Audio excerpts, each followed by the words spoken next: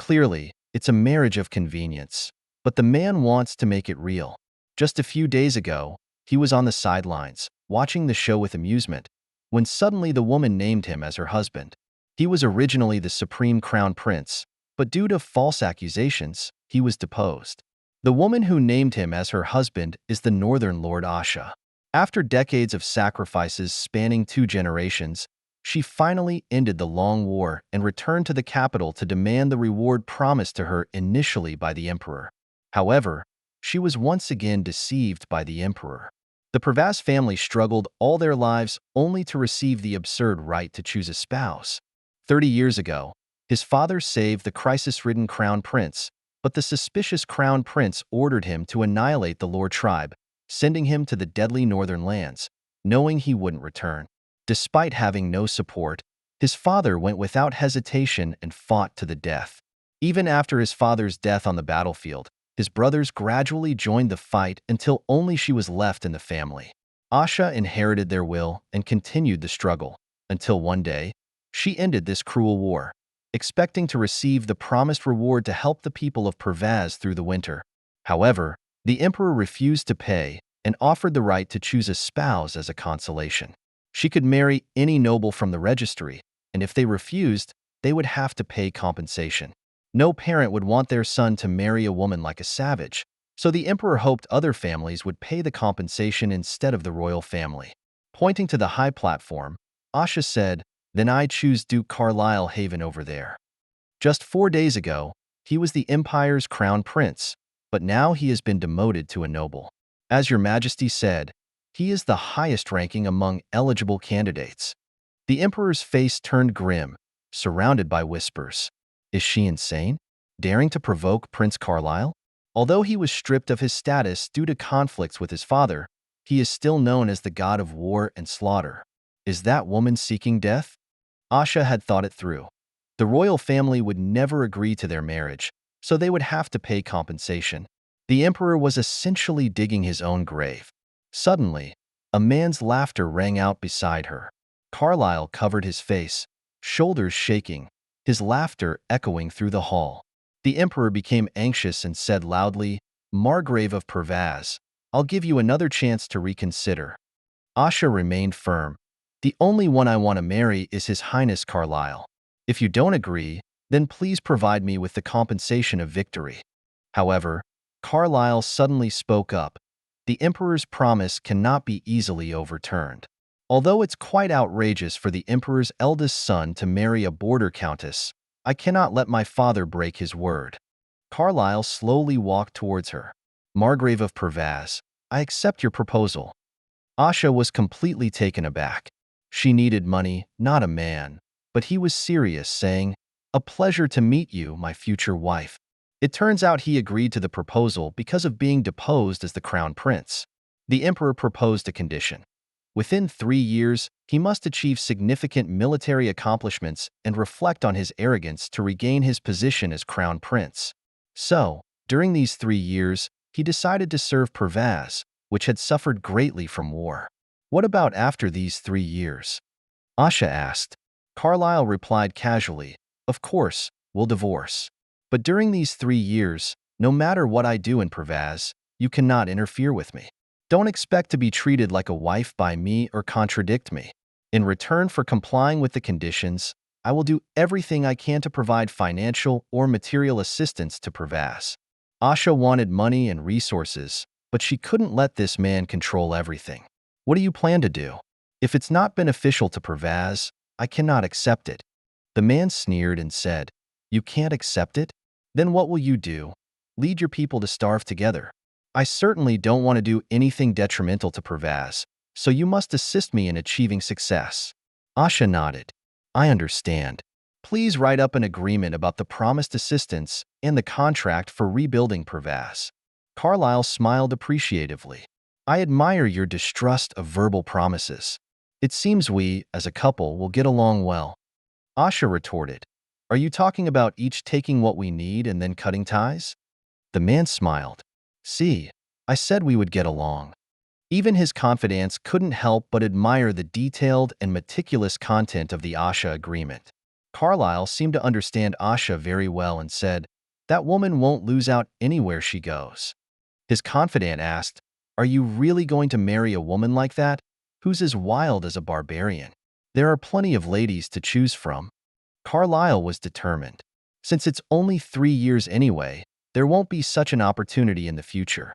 Seeing his confidant stunned, he laughed and said, "This is the chance to eliminate all those scoundrels coveting my position." Carlile was driven to the battlefield at a young age, following the death of his birth mother and the schemes played by the new empress, who ascended the throne, to get rid of him. However, he ultimately survived the ordeal, with tales saying it was due to the blessings bestowed upon him at birth by the gods. The empire sang praises of him, saying his hair was dyed red with the blood of enemies, and his eyes shone like the dazzling sun. Yet, the current Empress Beatrice, in her quest to secure the throne for her son, used schemes involving the other concubines of the emperor to frame him. He became a scapegoat for the crimes of his father's women and was deposed from his position as crown prince. Regardless of the empress's manipulations, the ultimate throne will belong to him. Anyone coveting his position will undoubtedly meet their end. His confidant once again advised, "You can't marry a woman you've only met once, especially when you don't know her well." Carlile replied, "I'm not meeting her for the first time. Several days ago, I had a chance encounter with Asha. For him, there is no one more suitable than Asha as a marriage partner." When Carlile was just deposed as crown prince, he concealed his identity and went out. However, he was stopped by reckless bandits along the way. Impatiently, he was about to draw his sword to deal with them, but then heard a woman's voice saying, "Are you relying on numbers to bully the weak?" The bandits, furious, asked, "Who are you?" The woman gestured with her fingers and said, "For fairness, shouldn't the numbers be equal? Count us in two." The bandits cursed, "Are you crazy, woman?" Before they could finish, Asha punched one of them, shattering his teeth. Then, she dragged the fallen man up and delivered another ruthless blow, with swift and merciless actions. Carlile watched her clean and precise movements, her posture impeccable, and wondered if she was a warrior. He was immediately curious about her. The bandits fled in disarray, and he approached her, saying, "Thank you for your help. Thanks to you, I escaped danger. I would like to repay both of you." Asha, indifferent, said, "No need for repayment. Do you know of any budget-friendly hotels nearby? As long as there's a place to bathe." "I know of one. Follow me." That was their first encounter. "So, you were heading back that day because of the Margrave of Pervaz." The man shrugged and said, "Otherwise, with her appearance, if she entered the palace without freshening up, she'd be called not a barbarian princess but a beggar leader." His confidant worriedly said, "But she's so powerful. What if one day things don't go well and you end up getting beaten?" Carlile nonchalantly replied, "It's not a big deal.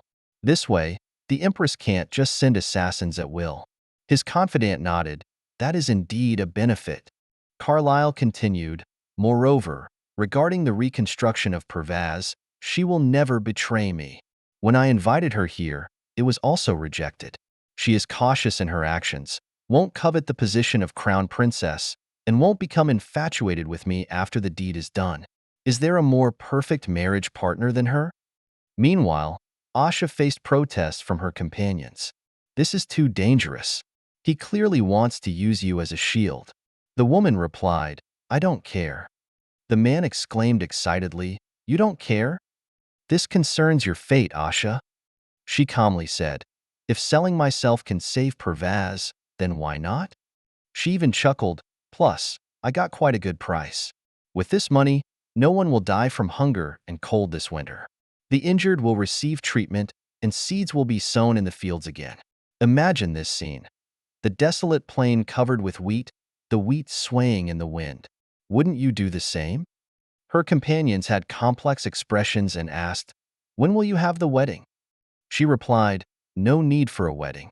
A simple ceremony will suffice. We'll head back to Pervaz immediately." Her companions worriedly said, "Even so, he's still royalty. The ceremony might take several months to prepare, but the people of Pervaz can't wait that long."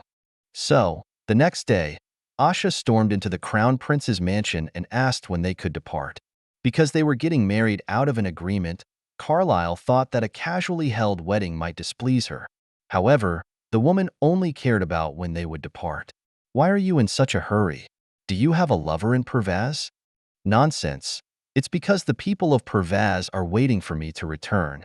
Carlile thought the more time he spent with her, the more he found her to be a fascinating person. He said, I will complete the ceremony as soon as possible. Choose a dress from the existing ones and make alterations. After speaking, he called a maid and pointed at Asha, saying, let's start with her.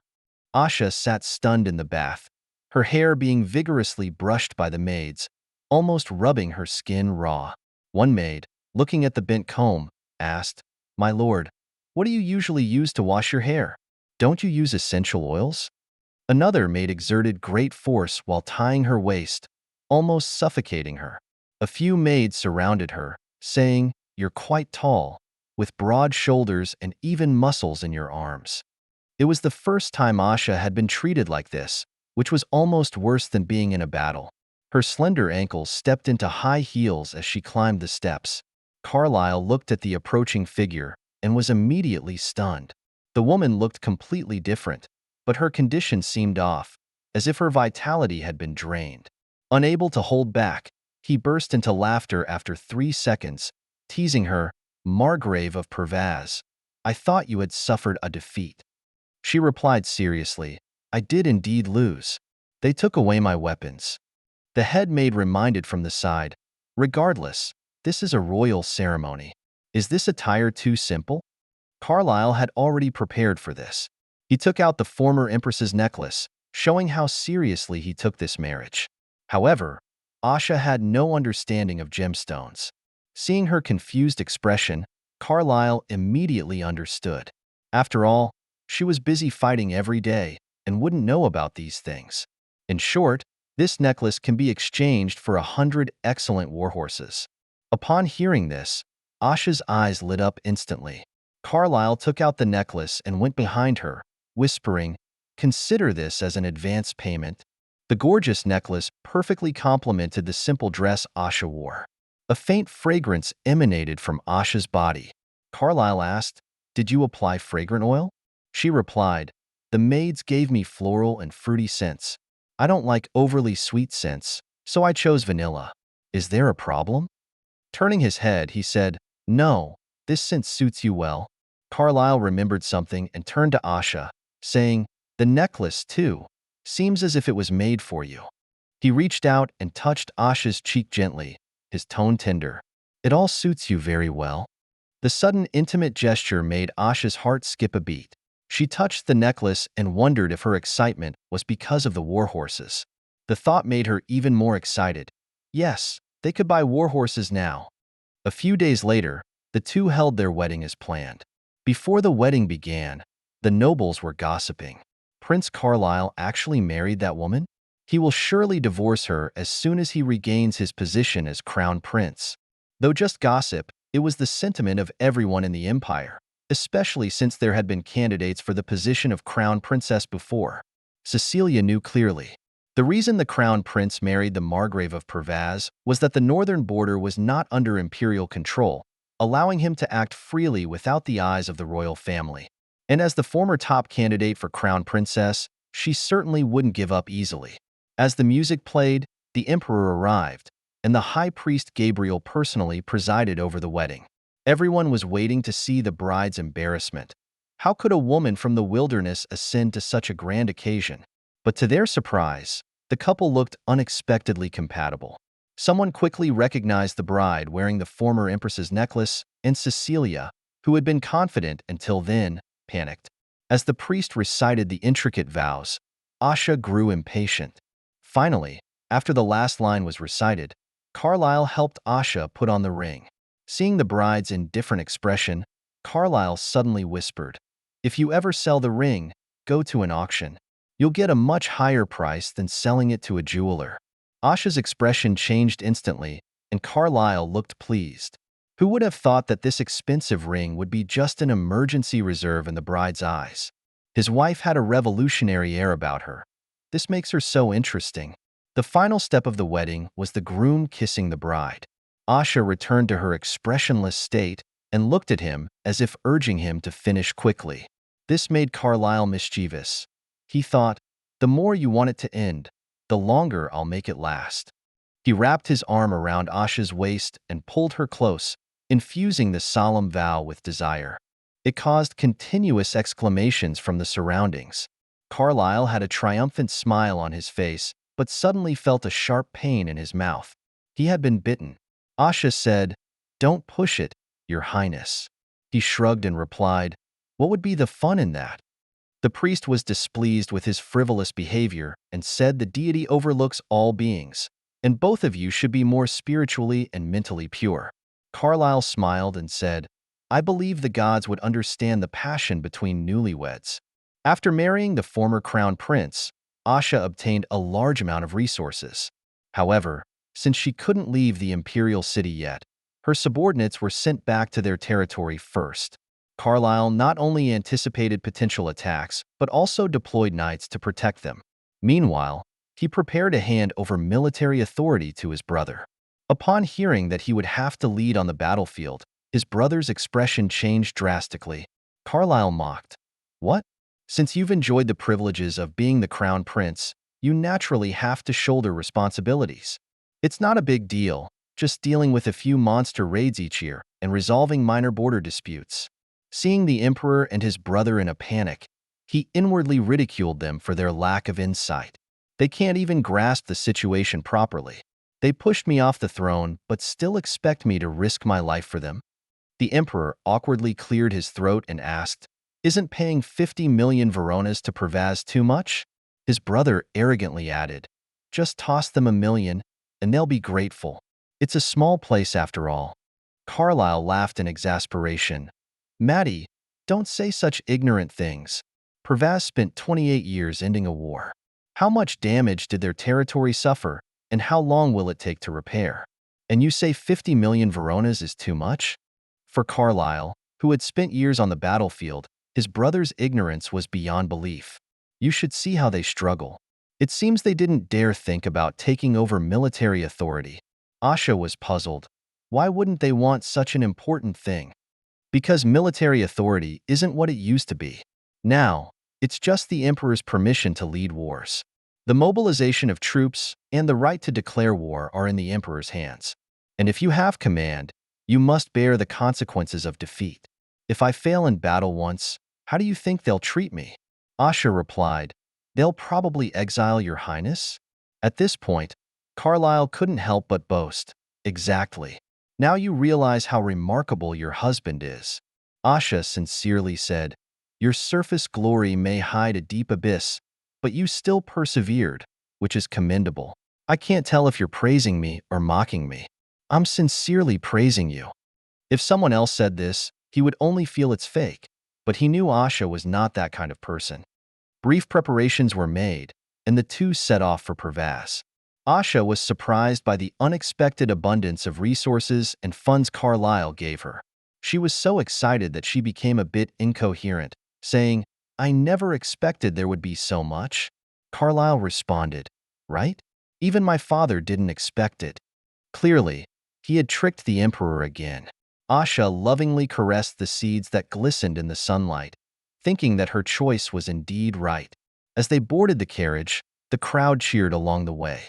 Even though Carlile was no longer the crown prince, the people still cheered for him. Carlile warmly responded to them, tossing candies to the children.